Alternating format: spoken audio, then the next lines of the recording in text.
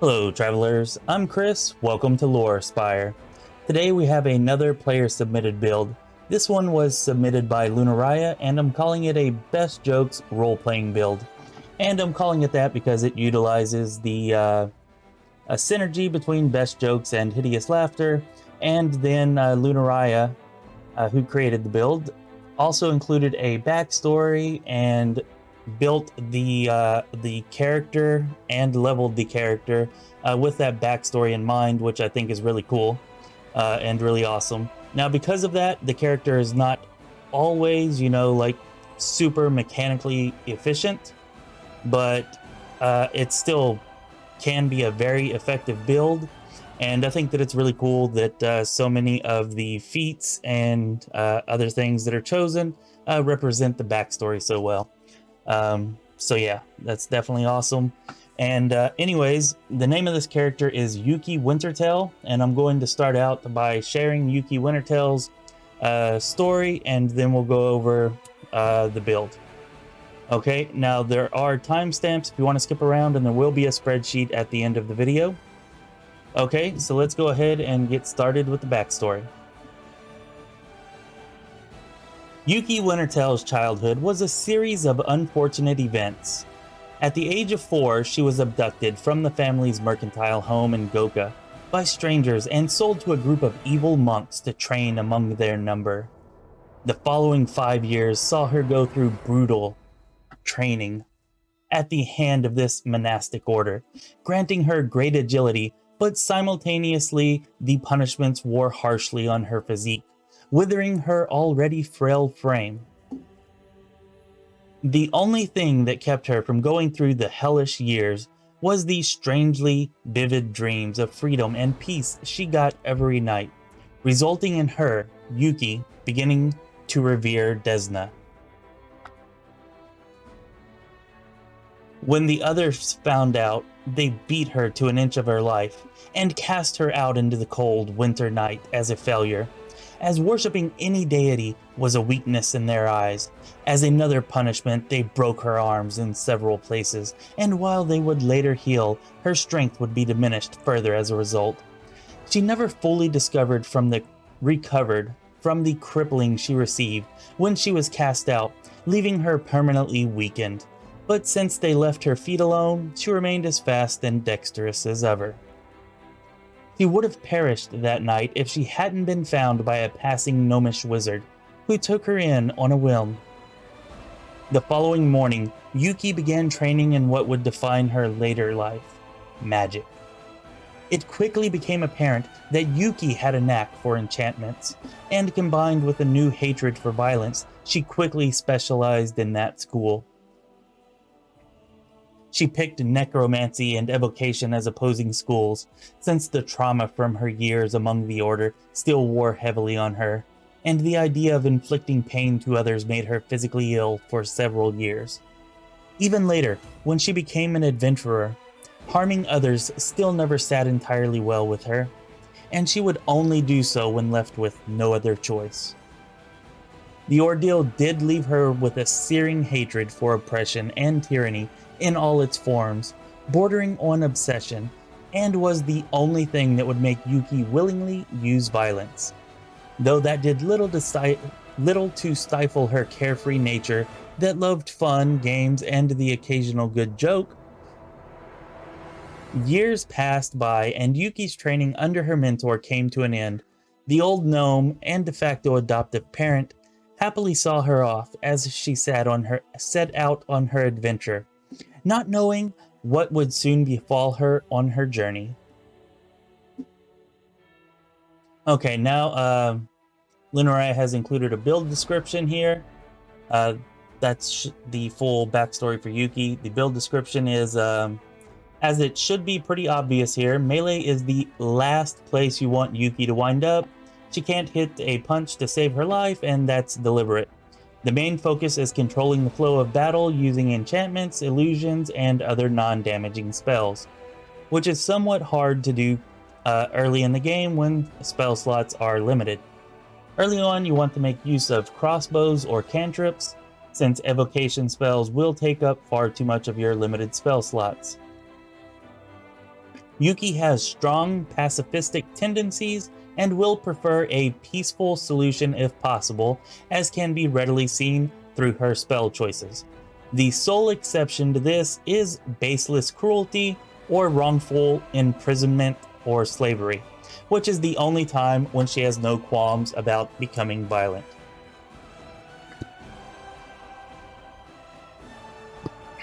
Okay, so that is the backstory and the build description for Yuki that Lunariya provided us with, and I definitely appreciate that. That gives us a lot to go on as far as things to look at and look back on and think back to as a past or backstory in order to figure out how Yuki herself might answer certain questions in the game or how she would act in a certain situation, and it's awesome to have that kind of stuff established. And then we also have some guidelines with the build description that show what Lunariya was kind of going for, or the idea that he wanted the backstory to convey, which is cool. Awesome. All right, now let's go ahead and get to the build. Okay, first we have this picture of this white fox here, and that's going to be the portrait that Lunariya wanted for the build. If you have any other white fox, that would be suitable as well. Over here, we're going to take the base class of wizard.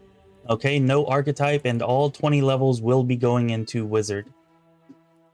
Okay, and then we want female kitsune for our race and gender, and keen kitsune for our heritage. And our background is martial disciple. This is to get the improved unarmed strike for some feats later on. And here our starting ability scores are 5 strength, 19 dex, 10 constitution, 20 intellect or intelligence, 9 wisdom, and 10 charisma. Okay, at level 4, you'll put your first ability point into dexterity, and then the following 4 ability points at levels 8, 12, 16, and 20 will all go into intelligence. Skills for Yuki will be mobility, knowledge arcana, perception, and use magic device. Now, between levels 1 and 10, at some levels you'll get 5 skill points, and at others you'll get 4. Whenever you get 5, put the 5th point into persuasion. And then at level 12, you should get a bunch of extra skill points, and use those to go ahead and max out persuasion. So at level 12, you should have these 4 skills and persuasion maxed. And then you just keep putting points into each one of those as you level. And whenever you get to level 20, you'll get 10 extra bonus points, which I'm suggesting to put into stealth. Lunariya said that it didn't really matter. So I think with stealth, maybe then you could at least hide from an enemy whenever you cast invisibility or something like that. But those 10 points could be put anywhere. Anyways, moving on. Oh, by the way, there is a spreadsheet, if I didn't mention that, at the end of the video that will show everything about the build, how to create it, how to level it, and the mythic ranks as well. And you can also see that spreadsheet on our Discord server. You can download it there if you like.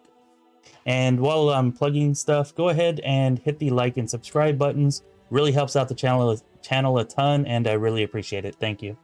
All right, now feats. Starting out at level 1, we're going to take Spell Focus Enchantment and Greater Spell Focus Enchantment. And then Specialist School Enchantment. Lizard Familiar. Opposition Schools Necromancy and Evocation. And our magic spells are going to be Hypnotism, Sleep, Enlarge Person, Grease, Mage Armor, Reduce Person, and Shield. Oh, and Vanish. I'm sorry. And then Yuki worships Desna, of course. Chaotic Good for the alignment.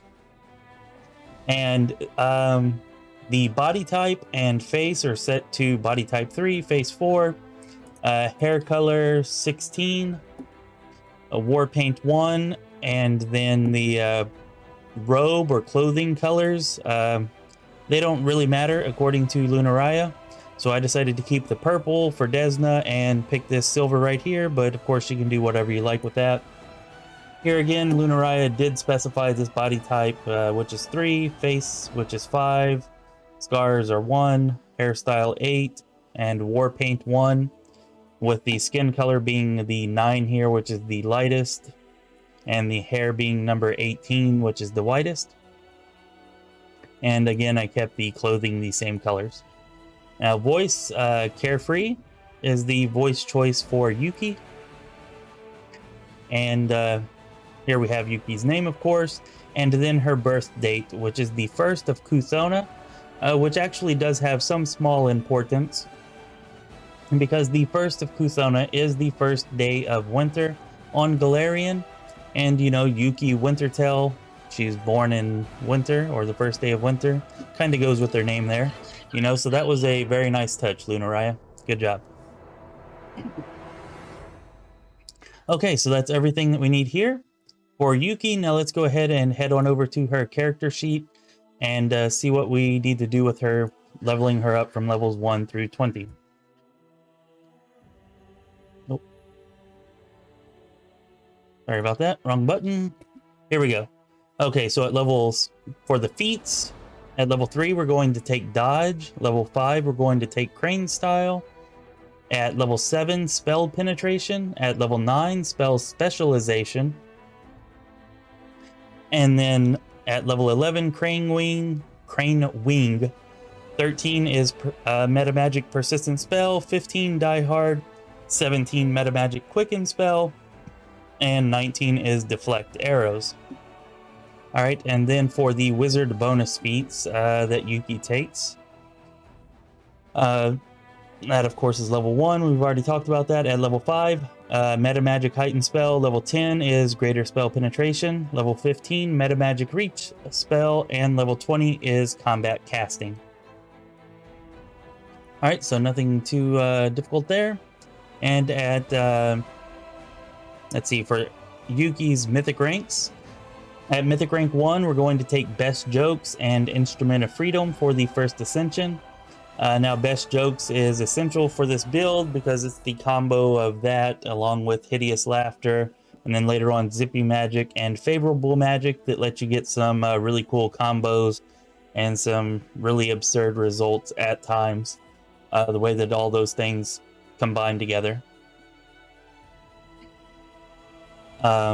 Anyways, so yeah, best jokes here for the mythic ability and instrument of freedom as the first ascension. At mythic rank 2, school mastery enchantment for the mythic feat.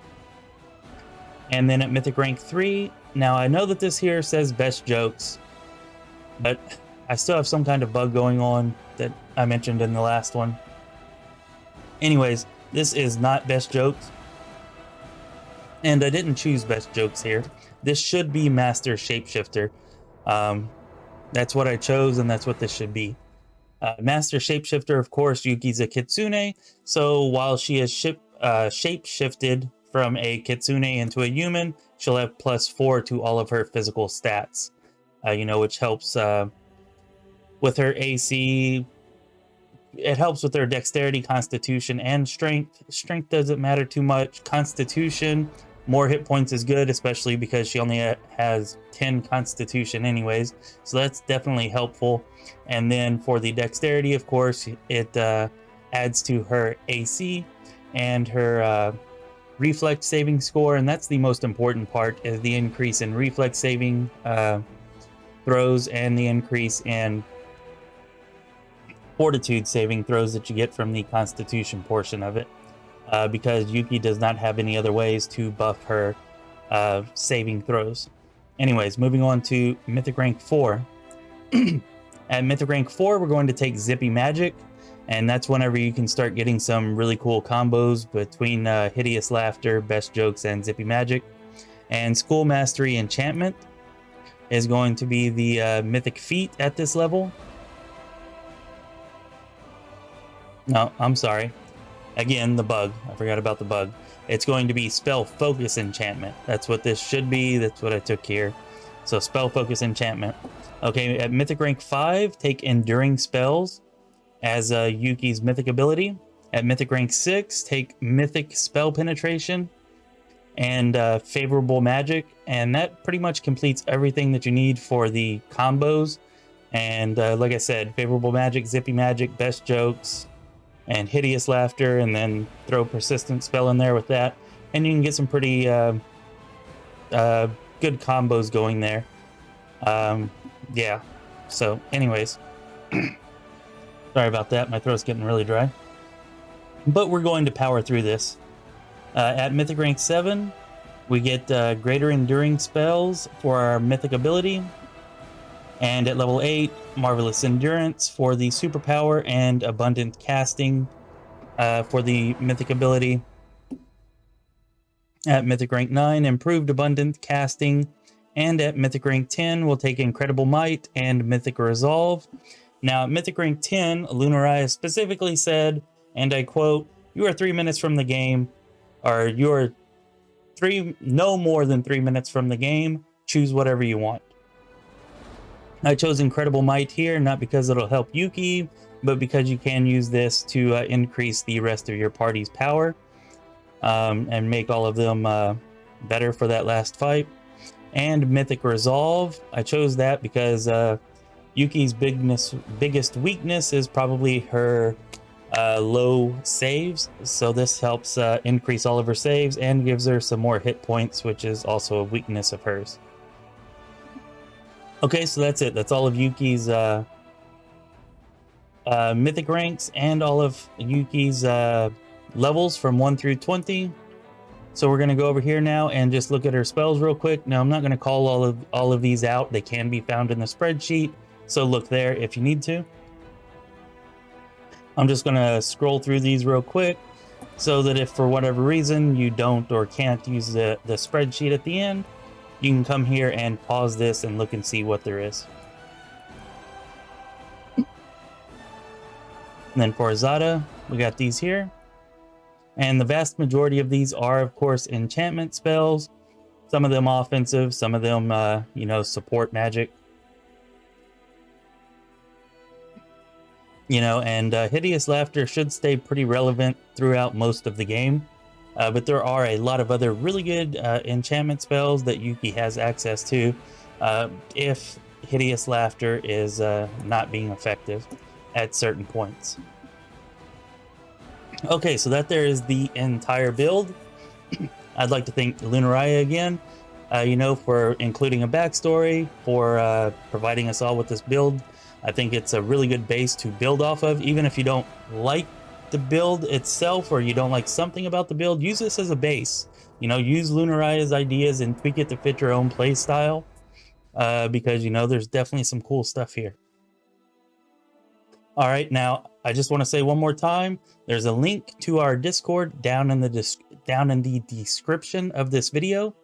Okay, and you can download the spreadsheet for this and all other builds on our Discord server if you go ahead and join it. And we also have info for our Baldur's Gate 3 giveaway that we're doing down there. If you're interested in that, check that out. And be sure to like and subscribe to the channel. It helps us out a ton, and we really appreciate it. Lorespire would be nothing if not for you guys who are supporting it. So thank you so much for that. Definitely really, really appreciate it. This has been Chris with Lorespire. Be well, my friends.